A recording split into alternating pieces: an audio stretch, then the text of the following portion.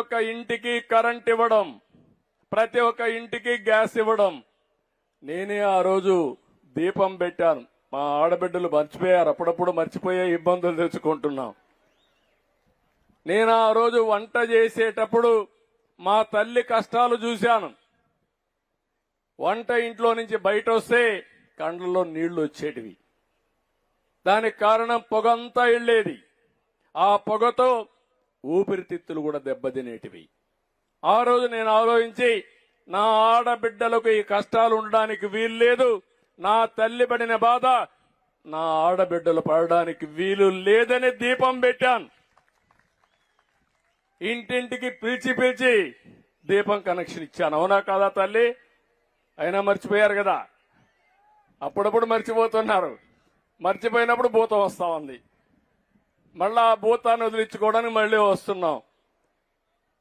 ఈరోజు మళ్ళా హామీ ఇస్తున్నా, దీపావళి నుంచి రేట్లు పెరిగాయి కాబట్టి 3 గ్యాస్ సిలిండర్లు ఉచితంగా ఇచ్చే కార్యక్రమానికి శ్రీకారం చుడుతున్నాం.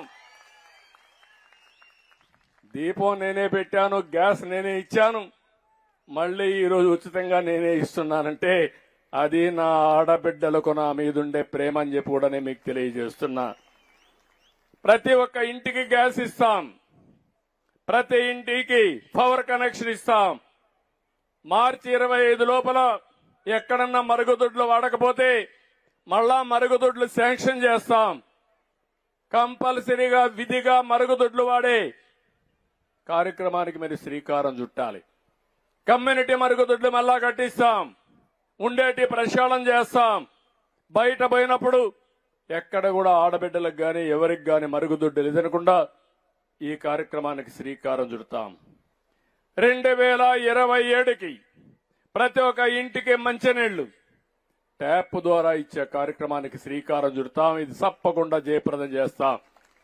ఎన్నికల్లో చాలా స్పష్టంగా చెప్పాం, ఇంటింటికి మంచినీళ్లు ట్యాప్ ద్వారా ఇస్తామని, స్వచ్ఛమైన నీళ్లు ఇస్తామని చెప్పాం. దానికి కట్టుబడి ఉన్నాం.